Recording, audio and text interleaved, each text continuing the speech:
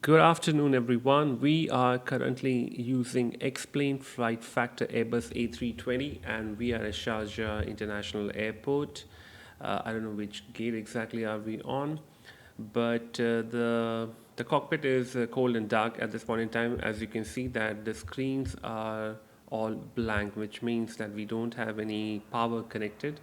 So through this series, what I want to do is basically go over all the normal procedures that we do as part of the Airbus 320. Now, mind you that this is only meant for simulation purpose. This has got no relevance to the real life procedures. Always follow the FCOM and all the other manuals from your company. And this is only an entertainment tool. Okay, so let's begin. So basically what we do as we come to the aircraft, before we even enter the cockpit, let me actually use my camera fix first, which is X camera and toggle. All right, so I should have it here. Okay, so external. Right, so okay, that's our external view. And if I can just go to external and circle maybe. Right, okay. So as we come to the aircraft, the first thing that we check is basically that we have the chocks in place. We can't see that over here, but the chocks, minimum two chocks have to be there at the main one at the main gear and one at the nose gear.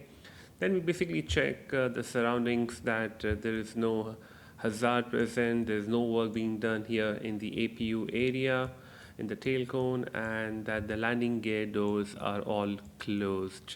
The ones that you see over here, these are attached to the strut, so they will close as we retract the landing gear.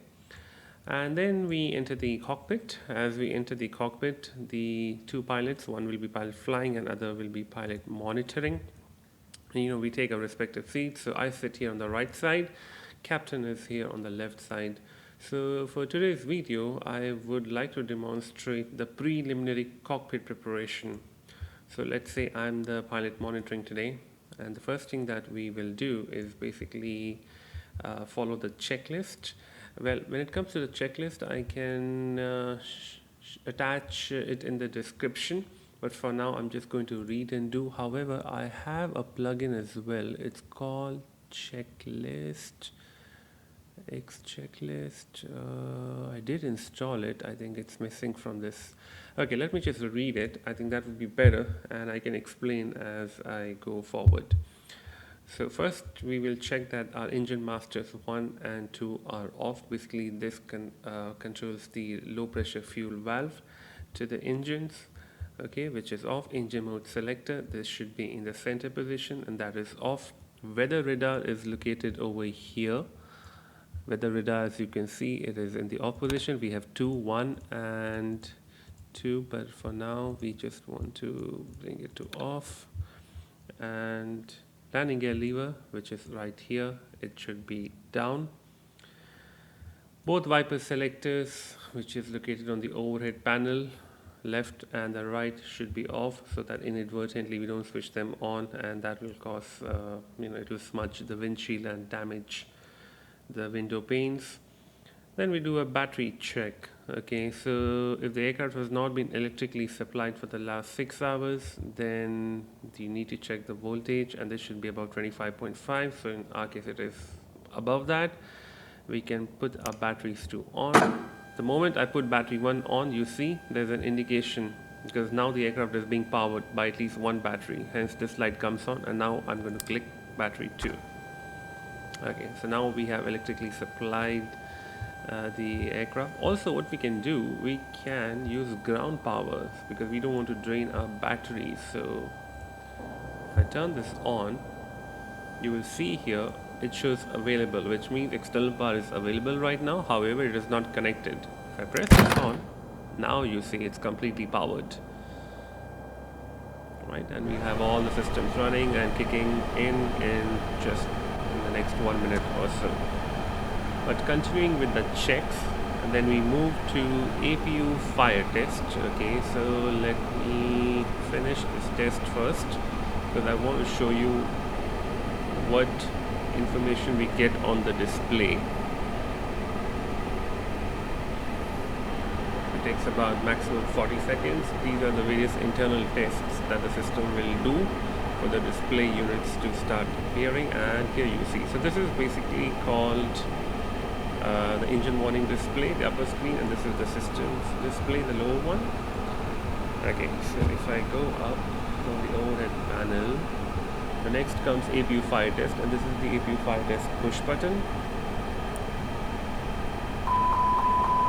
Okay, so we have the lights, we have the squib discharge, and we have the APU fire warning.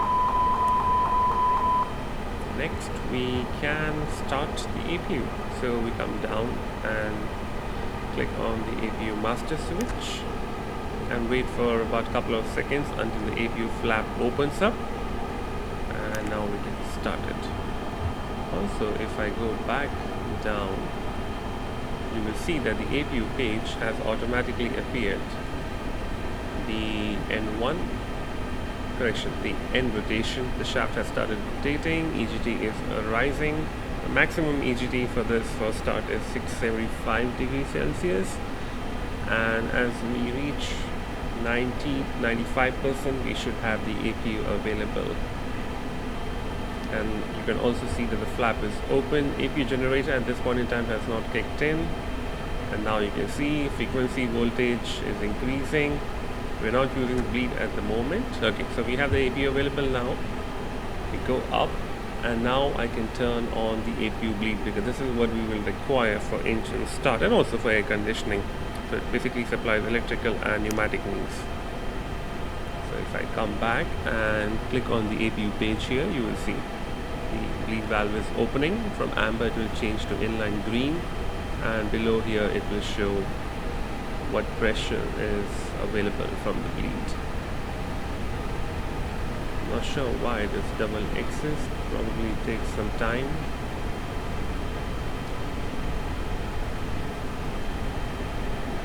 So external power, APU bleed is on, master is on, APU is available. Okay, so continuing with the remaining part of the checklist of preliminary cockpit preparation. APU has been started, and the APU is available. Okay, external power we have already requested for. We can adjust all the lights. In the daylight we don't need, but we have certain options for the lights. So this is the overhead integrated lights, integral lights. This is completely at maximum right now. Then we have lights for the FCU panel here. Okay, I believe these are at maximum. Yes, these are at maximum as well, because it's daylight, so we can't notice it. This is one other one, but if I turn it down, this is maximum. There are lights over here as well, the reading lights for the captain as well as for the first officer. So you can use these at night. Plus we have some additional lights over here as well. I mean, there are a lot of lights. You can see there's one for the console in the floor. Okay, this basically lights up the area here on the right side. Okay, and plus the center pedestal. We can adjust the lights here as well.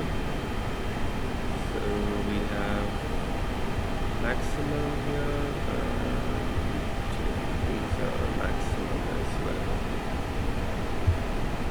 Alright, all EFBs. Okay, we don't have a proper version of EFB in this aircraft, but this is electronic flight bag, wherein you can see your charts, performance data, you can have your checklist. This depends from airline to airline.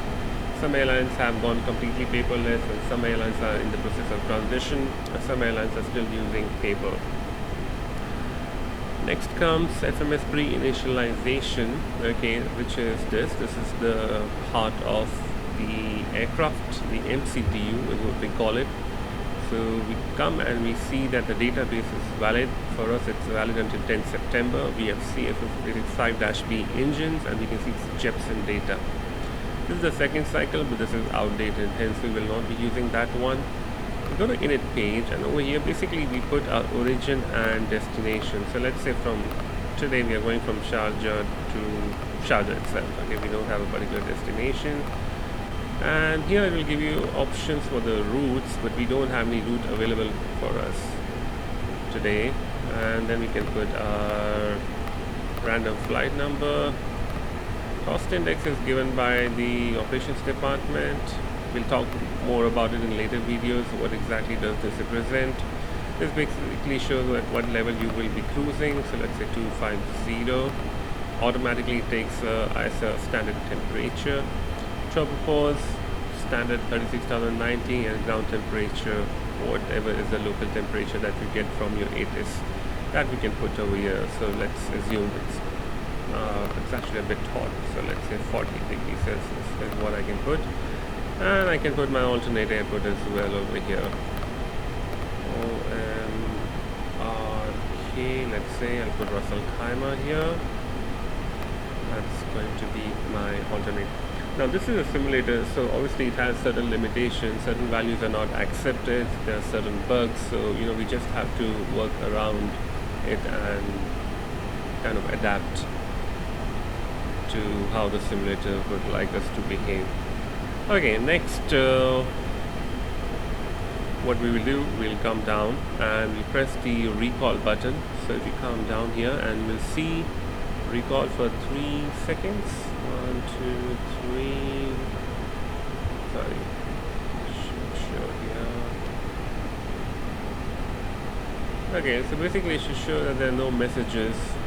It basically shows any emergency messages which were cleared by the previous flight crew. This one I believe is not operational in the simulator. And then we are going to check our logbooks. We'll check the MEL CDL documents. We'll check if the aircraft is airworthy and ready to fly. All the documents are in order. The captain will sign the aircraft. He will accept it.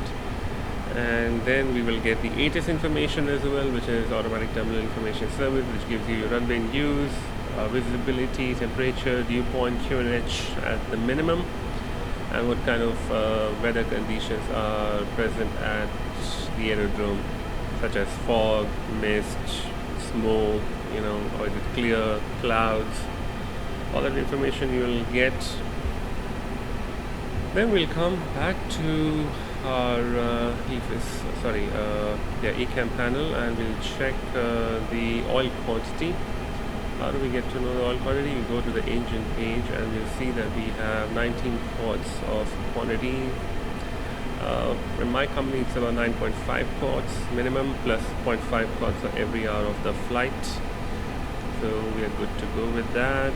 Flaps, we have to check the position. So we have 0 flaps, this is the flap indication. And here we can see flap is 0 on the lever. That's check. Speed brakes. Okay, so speed brakes, you see it's at half position, and we can see that the engines are not running. But before you change the position of any flight control surface, you have to take permission from the ground in order to ensure that no one is working around in that area and nobody gets hurt. But we can retract the speed brakes over here. Okay, so I've retracted the speed brakes. That should be the normal position. Parking brake and handle, that's the parking brake. It is on. We can release it provided we have chocks in place, otherwise it should always be on. And we check the accumulator pressure. So here we see accumulator pressure is not in green. This is basically like the backup pressure, and it's pressurized through the yellow hydraulic system. So what we can do, we can take permission from the ground that we can pressurize hydraulics. Assuming that we have done that, we can turn on the yellow electric pump, and we see now that it has come into the green range. And now I will turn off my yellow electric pump and leave it as it is, and it's in the green. Emergency equipment. Okay, so basically what are we looking for? We are looking for the flashlight, which is stored down here. Okay, we are looking for, I wish I could turn the camera back. Okay, so on the back side we have gloves, we have smoke goggles, we have a medical kit, we have a life jacket which is actually behind the seat. It's exactly here. We have the oxygen cylinder. Overhead we have to check the ropes which are located over here, and we have to check the axe. I think I can see the axe over here. So it's located right below. Yeah, I can't view it from here. Change the camera. Just bear with me, guys, because I'm still trying to get my hang around this camera. Okay.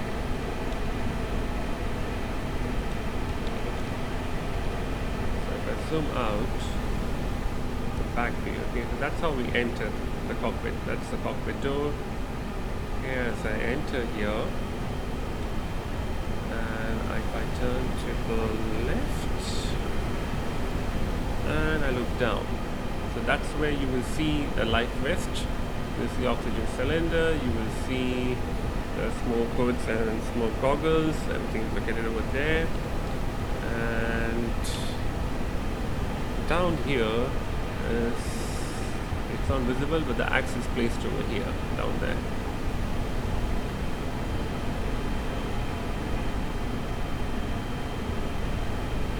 Going back to my default view, after we have checked all the emergency equipment, we'll check the rain repellent quantity, okay, which is right here behind the captain's seat. It should be in the green.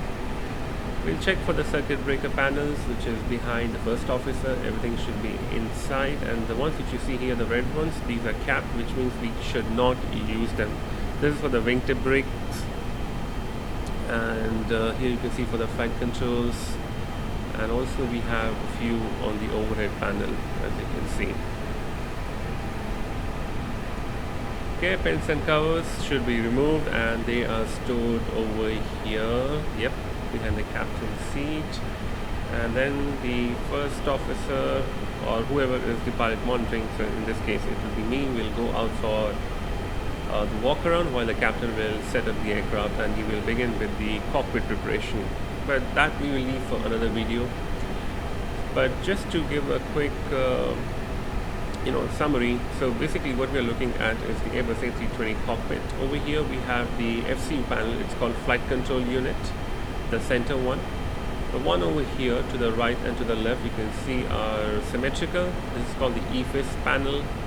You have two displays for each pilot. On the right it's PFT, for captain will be on the left. Right next to it is the navigation display. We have two common displays called the ECAM, Electronic Centralized Aircraft Monitoring, and these together are called EFIS panels.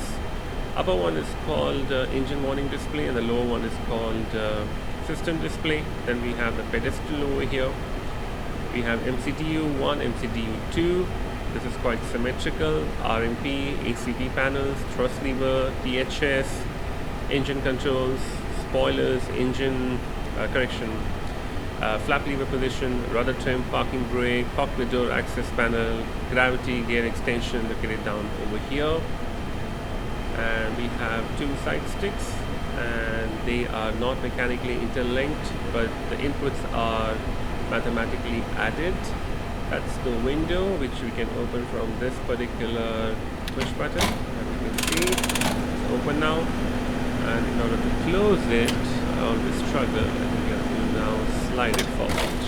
Right. And that's the EFB, electronic flight brake, on the right side. From here I can basically change transfer ND and PFD. I can adjust my loudspeaker volume, which is right here, my light control panel. And over here I have the, I think this is the GPWS light. And what else? Yeah, the overhead panel. Okay, there's a lot of talk about it, but basically it's very neatly stacked up. You can see this is the air conditioning panel, electrical panel, fuel panel, hydraulic panel, fire panel, and then on the left and right we have a few more buttons. It looks a bit overwhelming at first, but once you start using it, and I think we can do a series on all the buttons as well, what each button does and which are the main buttons that we basically use in the cockpit. So guys, thank you for watching this video. This was the first video in the entire series of the normal procedures, and we'll continue in the next video with the cockpit preparation. Thank you so much guys. Have a lovely day ahead. Take care.